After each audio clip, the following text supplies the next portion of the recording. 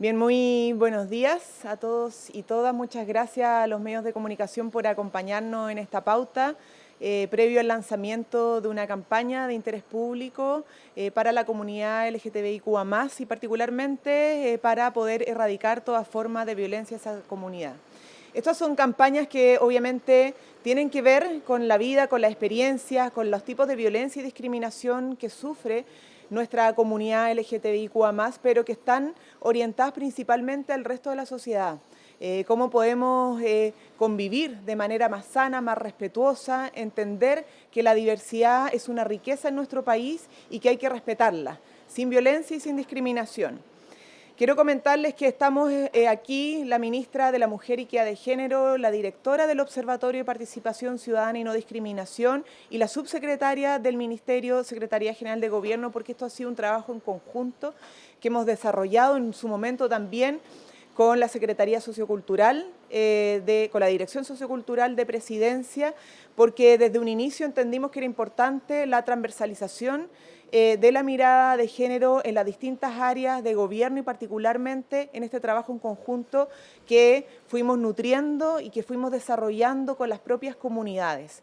Tenemos distintas mesas de trabajo con la comunidad LGTBIQA+. El 18 de mayo fue que iniciamos evidentemente una mesa para entender que las campañas informativas, que las campañas que desarrollamos de interés público, que son parte del trabajo que desarrolla nuestro ministerio en conjunto con otros ministerios, tiene que ser una constante, que no puede ser entendida como un momento nomás donde lanzamos una campaña, donde hacemos un contrato, una licitación con alguna agencia y ponemos algunas ideas que se nos ocurren, sino que tiene que ser un trabajo permanente con la comunidad, entendiendo que en el marco además del Plan Nacional de Derechos Humanos tenemos desafíos para construir una agenda de derechos humanos con las propias personas que están involucradas, que se ven afectadas o vulneradas en sus derechos humanos.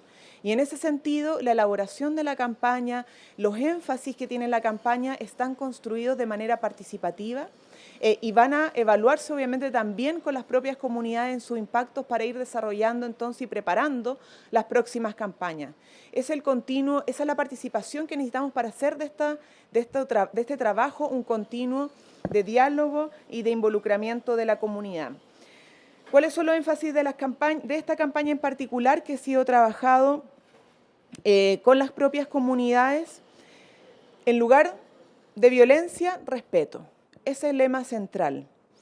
Los lugares comunes y públicos no son habitados de la misma forma por las personas LGTBIQA+. Es algo que a lo mejor parece como una obviedad, ¿no? Pero lo viven en carne y hueso. No es lo mismo habitar los lugares comunes para la comunidad LGTBIQA+, que para el resto de la ciudadanía. Los lugares públicos son lugares en donde se ejerce violencia, sí, porque viven violencia. Se hace énfasis en no replicar estereotipos respecto a la representación de cuerpos diversos. También es un énfasis que tiene esta campaña. Además, se enfoca en la prevención y no en la exposición de las víctimas de los delitos de odio. En la línea de las campañas de gobierno sobre violencia de género, lo vimos con otras campañas. El énfasis central no está necesariamente en las víctimas, sino que también aquellos que pueden contribuir a prevenir la violencia. Y cómo siendo a veces cómplices de situaciones de violencia podemos pasar a ser agentes de cambio y de prevención. Además, se hace un llamado a la comunidad de ser parte activa en la erradicación de la violencia. Evidentemente, es parte de los objetivos centrales de cualquier campaña.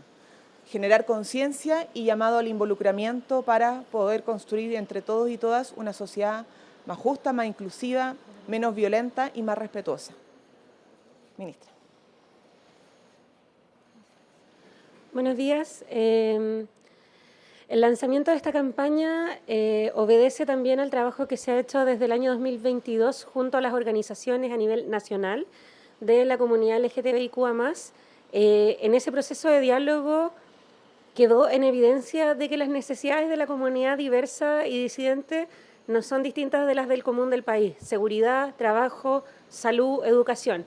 Pero seguridad también tiene otros componentes como, por ejemplo, el no estar expuestos a crímenes de odio o discriminación. Y en este sentido, esta campaña busca sensibilizar y aportar para que sepamos identificar esas acciones y que podamos contribuir todos juntos. Y a propósito, del fuerte componente de participación, que es un sello de la CGGO a propósito de la realización de esta campaña. Quiero aprovechar de que recordemos cómo se va a hacer más tarde en la actividad a dos importantes activistas que nos dejaron este año, Luis Larraín Steve y también Magdalena Fabri, que fueron parte de los distintos espacios de participación y que dejaron un legado, entre ellos la ley antidiscriminación, a la cual el gobierno le ha introducido urgencia la semana pasada y que nos va a permitir seguir profundizando en que todas las personas puedan tener el mismo acceso a las oportunidades, a las garantías de sus derechos sociales y que la diversidad entonces no se traduzca en desigualdad.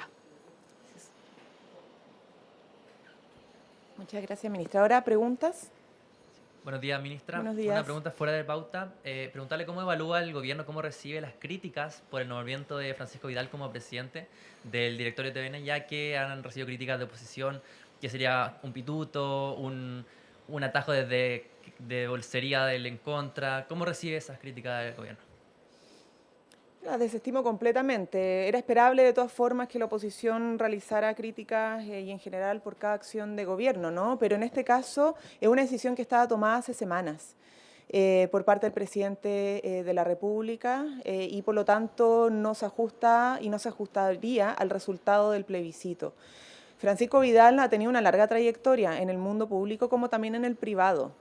En el mundo público, siendo ministro del Interior, subsecretario de Desarrollo Regional, ministro vocero de Gobierno, también en materia de defensa, también lideró esa cartera y ha desempeñado distintos roles a lo largo de sus años de experiencia política, incluyendo además la experiencia en televisión nacional, porque al momento del presidente de determinar quién iba a liderar en este segundo tiempo el canal público, se fijó también en la experiencia interna, ¿no? En quién conocía el canal, en quién podía entender perfectamente dónde estuvieran sus debilidades, sus fortalezas y sus potencialidades. Nosotros necesitamos fortalecer más el canal público, fortalecerlo en pluralismo, fortalecerlo en transparencia, fortalecerlo como canal multiplataforma. Hay muchos canales privados que han avanzado a ser canales multiplataforma.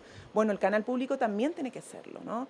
Entendiendo cómo se está avanzando y evolucionando el ecosistema de medios y por lo tanto él es una tarea que asume con mucho compromiso. Tenemos además pendiente el empujar una legislación para televisión nacional que involucre su gobierno corporativo, que involucre el financiamiento. Es algo que dejó pendiente incluso el gobierno anterior, es un proyecto que dejó el ex ministro vocero de gobierno y que nosotros vamos a recoger. Bueno, esa es una tarea también que se ha solicitado para poder avanzar. Tenemos además desafíos en materia de números. Los números no están bien en televisión nacional y por lo tanto el trabajo con el equipo directivo, con las y los directores es clave para que Televisión Nacional vuelva a tener números azules, ¿no? No solamente el tema del rating, también los números en materia de financiamiento. Entonces es una persona muy capaz y con un liderazgo y un tonelaje político que le va a permitir obviamente liderar ese proceso que ha mandatado el presidente Gabriel Boric.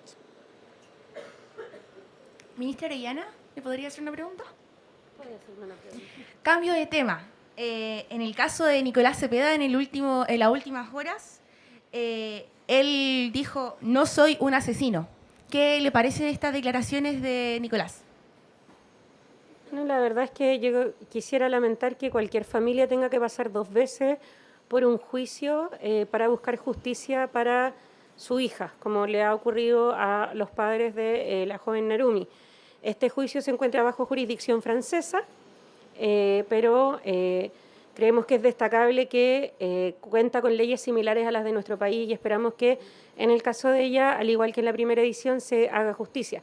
Y quiero aprovechar de comentar para toda la comunidad chilena en el exterior que gracias a un fondo de transversalización de género del Ministerio de la Mujer, desde el año 2023, los consulados, las oficinas consulares de las embajadas de nuestro país en el exterior cuentan con apoyo, capacitación y derivación hacia una dupla psicosocial para las chilenas que vivan violencia en el exterior, porque una no siempre conoce o la legislación o no siempre cuenta con las redes de apoyo, ni siquiera en Chile, y menos aún en el extranjero. Así que para que se sepa, también las chilenas residentes en Francia y en el resto del mundo pueden disponer de este nuevo servicio que está a disposición desde la Cancillería de la República y que desde septiembre ya ha atendido a más de 46 mujeres. Muchas gracias, no hay más preguntas.